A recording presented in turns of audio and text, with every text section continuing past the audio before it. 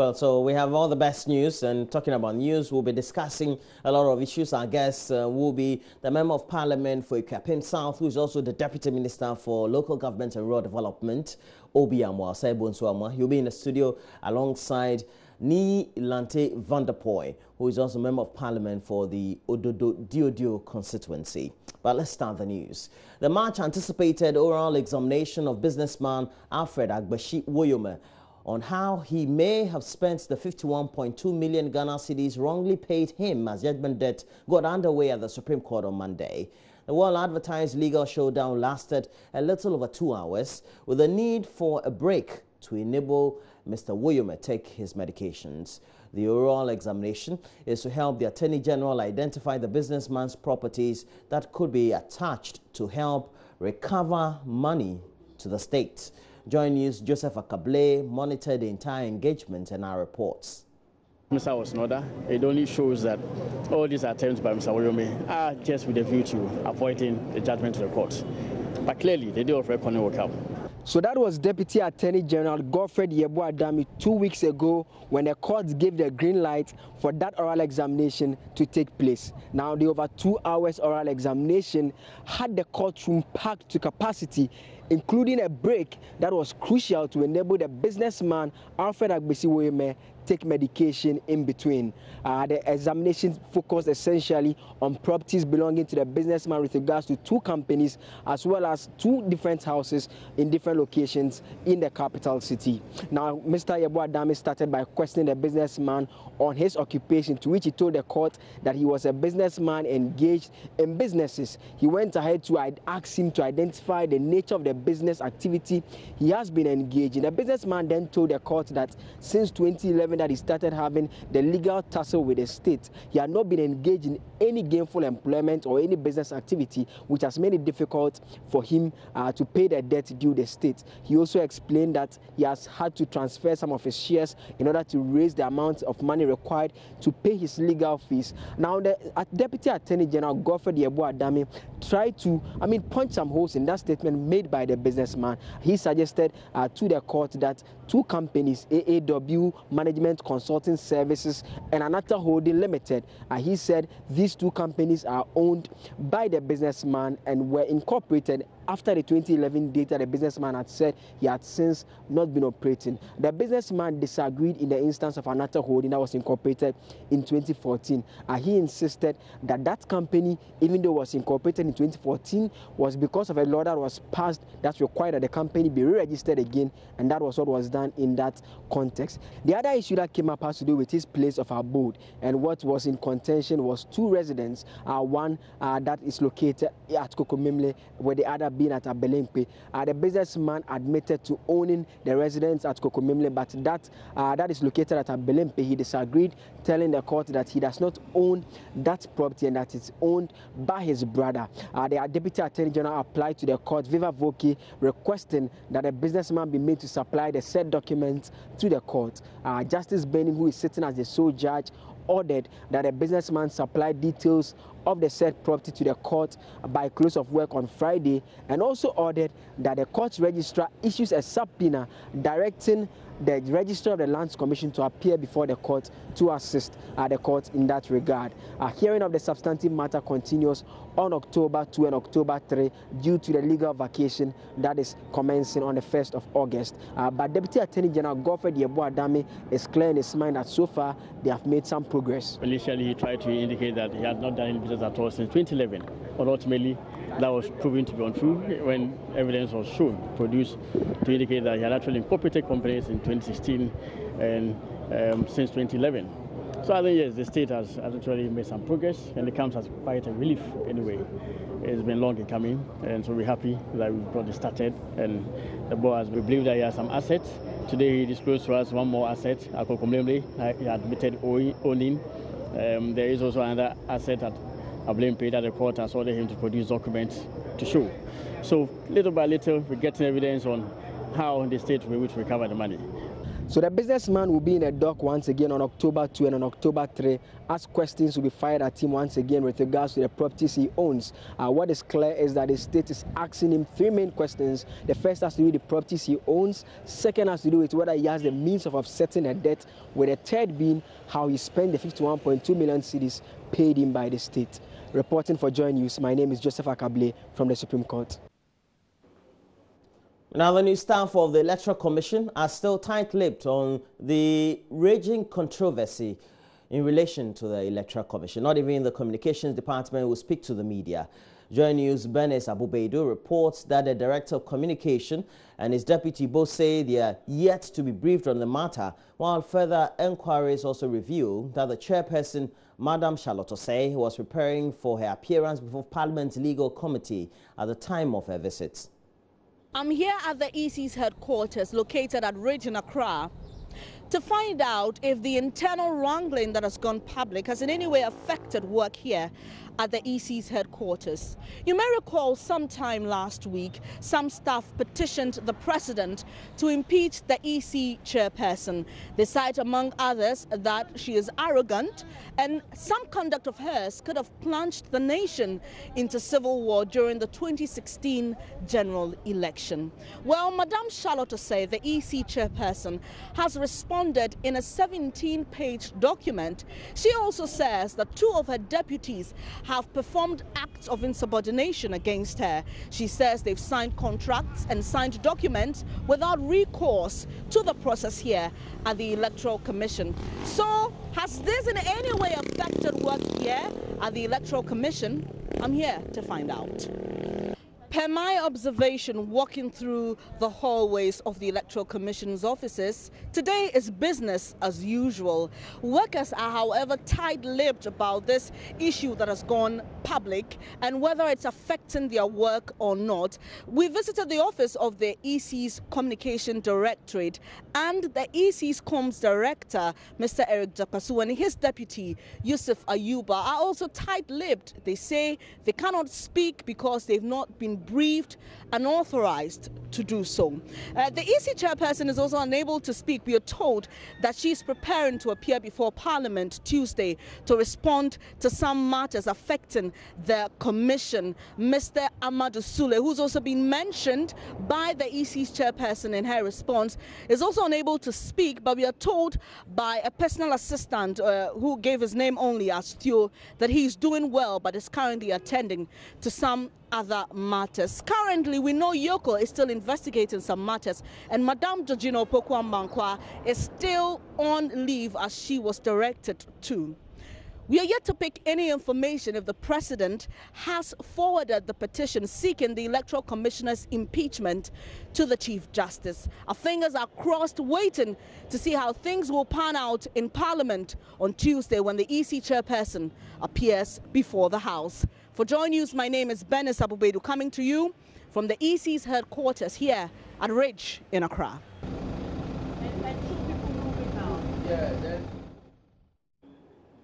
Well, away from the Electoral Commission, his house was raided on Monday by personnel of the Criminal Investigation Department of the Ghana Police Service for allegedly causing financial loss to the state in the Ameripa deal. But former Prime Minister Dr. Kwame Donkor says he's yet to be arrested and formally charged.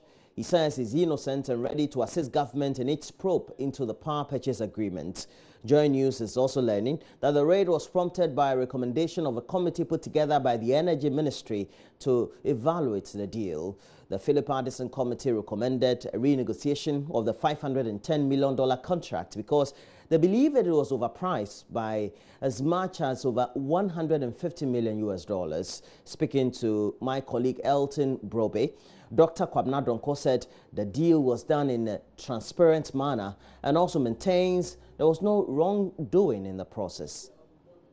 I don't even know whether I'm under investigation, but the warrant that the search warrant that the court granted had on it as a reason that I was a suspect for causing financial loss to the state.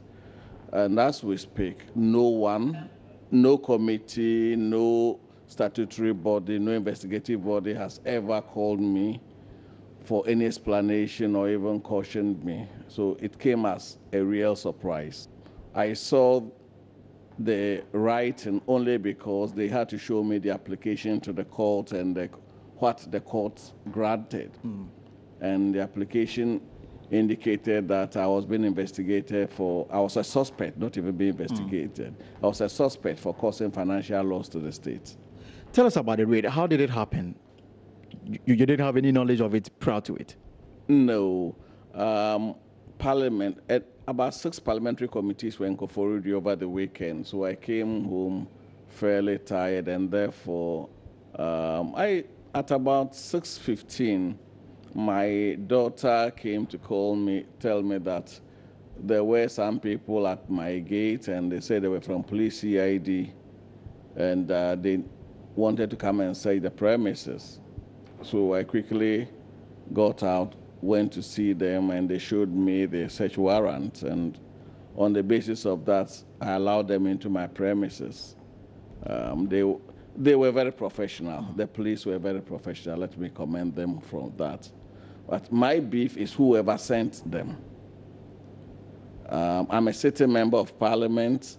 I'm available for whatever investigation that any investigative body is carrying out. I've never been invited before any investigative panel, and yet the state goes to court describing me as a suspect for causing financial loss. I think that is not the best. Somebody above the police is probably calling the tune. And I believe this is political. And if they want to play in the political space, that is fine. The good thing is that I have done nothing untoward. As far as the Ameri is concerned, and you can stand up any day and defend yourself. Absolutely. So I'm waiting for my day in court, since I'm a suspect for causing financial loss to the state. If we look at it from what does the Ghanaian want? The Ghanaian wants competitive tariff. The Ameri tariff is the most competitive. We have done some analysis. Look at the AXA, Senate, and some of the other power plants. If you look at all of them, in 5 years producing at 230 megawatts, you will find out that Ameri is not the most expensive. Indeed, apart from Senate, whose tariff was renegotiated, Ameri's tariff over a 5-year period is cheaper than AXA, is cheaper than Kapa, and cheaper than some of our other existing power plants. But the bonus is that none of these plants becomes our own after 5 years. 3.5 years from now, the Ameri plants becomes our own for 0 cedis.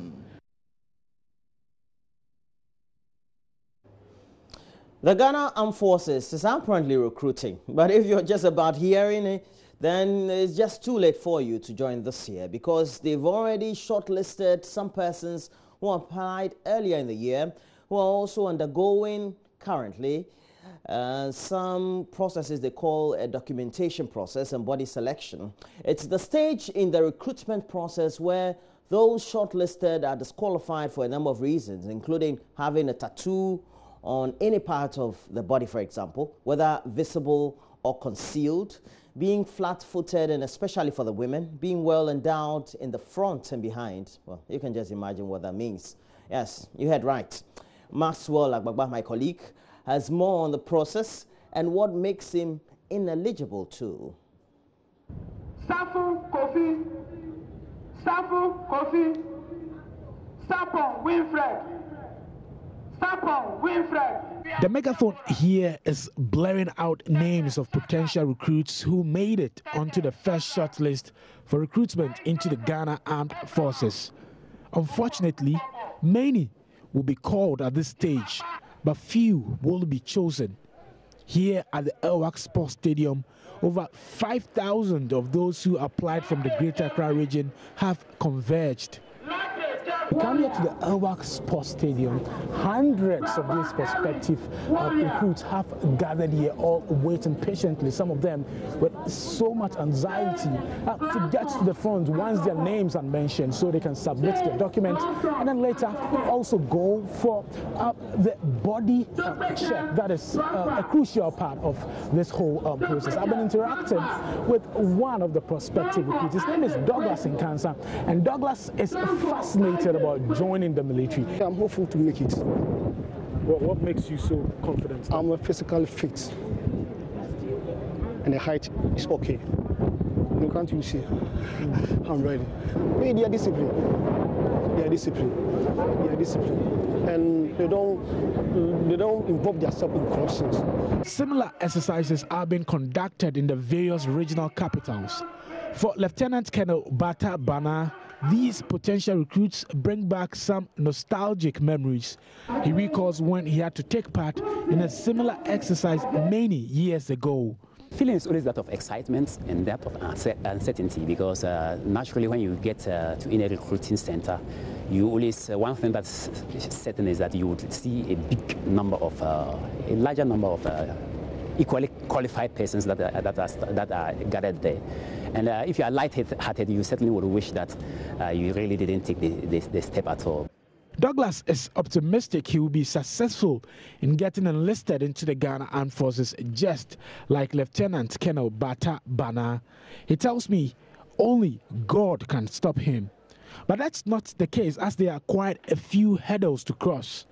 Dr. Eric Kwame, a physician specialist, explains a potential recruit such as Douglas could be disqualified for being flat-footed or for their tattoos. For the men and women, we look out for tattoo. If you have tattoo on your body, automatically you are out. It is assumed that people with tattoos, they belong to certain cults or certain kind of gangsters or something, and that is not allowed in the military. For a flat foot, you can't wear the boot for a very long time. You have pain and they may end up collapsing. So flat foot in army boots, not allowed. You have to have that arch there that supports you better, so you can wear the boot for 2-3 days without any problems whatsoever. For the women, he explains, bodily endowments such as big breasts and butts could be more of a curse than a blessing.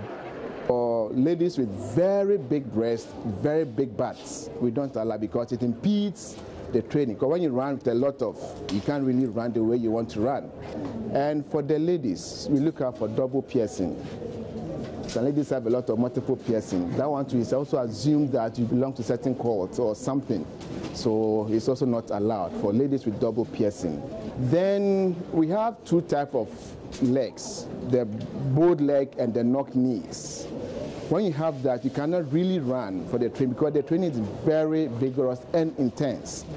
So we look out for these things as well. The men, what they do is that they strip everything and leave only the boxer shorts, because we need to see the whole body in totality. Some people may have tattoo down there, and if it's covered, you may not see it. Some may have hernias. Once it's covered, you may not see it. So for such people, they need to strip. But because of privacy issues, they leave the boxer shorts on until we are ready to examine the scrotum. That's when they strip down, then we examine the scrotum. Here at one of the changing rooms here at the Elwak Sports Stadium, these prospective recruits are waiting eagerly to get in there, to have them checked by Dr. Eric Kweku Apia. Now, if you go in there, you'd have to strip down into your boxer shorts. Then they'll do the checks. Now, be very sure that you do not have any tattoo on your body. Now, another thing that they would also look out for is your foot. They'll check whether you have a flat foot or you have a normal foot that is then qualified to be able, to wear the boots. So if you come here right now, all these shoes are down here. And now this is exactly what I'm going to do. I'm also going to remove my shoes and then try and go in there and then find out if I'm also qualified to join the military. Well, so we didn't get to see whether he really qualified. I didn't think he would have qualified. Let's look at it. But this is what he qualified for, the National Service Scheme. And so he undertook that. And the National Service Secretariat apparently has started registering personnel who are to take part in this year's program. More than 90,000 personnel graduates who have finished their various courses are taking part in the program. Before they start the program, though, they have to first register at various National Service Regional Secretariats. And the Upper West Regional Correspondent Rafik Salam reports from WA that the personnel are not happy about the decision to accept only GN Bank's e-switch cards before their registration is successful. The National Service Scheme provides newly qualified graduates the opportunity to have practical exposure on the job, both in the public and private sectors, as part of their civic responsibility to the state. Over 98,000 graduates who completed their various courses of study at the tertiary level in the next 10 months will be deployed to the nook and cranny of the country where their services are needed most. In the Upper West region, a total of 1,600 are taking part in the exercise. Upper West Regional Director of the National Service Scheme, Prince Kankam Bodu, set the ground rules. Please, for God's sake, do not pay money to anybody, including National Service staff here in the office, even me, myself, who is the regional director. I'm not supposed to take any peso from anybody. The exercise in the wisdom of government is devoid of payment of any money. That is why you need to go through the process without giving any money. Changes national service in own wisdom. It's a woman institution. So if a change is based on a good grounds, if a change is based on a good legitimacy, then of course we need to look at it, we need to interrogate it, and then if you merit it, then you change. But for the mere sake change that, oh, me, I'm the only daughter in my family, I am this, I'm that, we will never consider this. That's why we say national service. It's a service. There was mad rush for registration forms when the green light was given for the exercise to begin. Officials of the Upper West Regional Secretariat of the NSS, however, had difficulty controlling them due to the large number of the personnel and the few registration officials available. The process was moving at a snail's pace. Some of the personnel were happy to be part of this year's National Service Program. They, however, had some concerns on the registration process. Esther Abakuri and Munabalono Sangu let me in on the concern. When we're doing the registration for the national service, they said any bank e-switch, they need e-switch from any bank.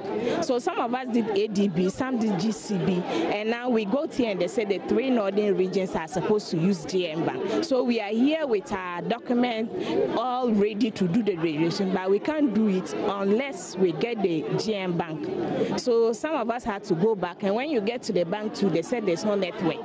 So there's a lot of there are a lot of difficulties that we are facing here. We are only allocated to one bank, and looking at our number is very great.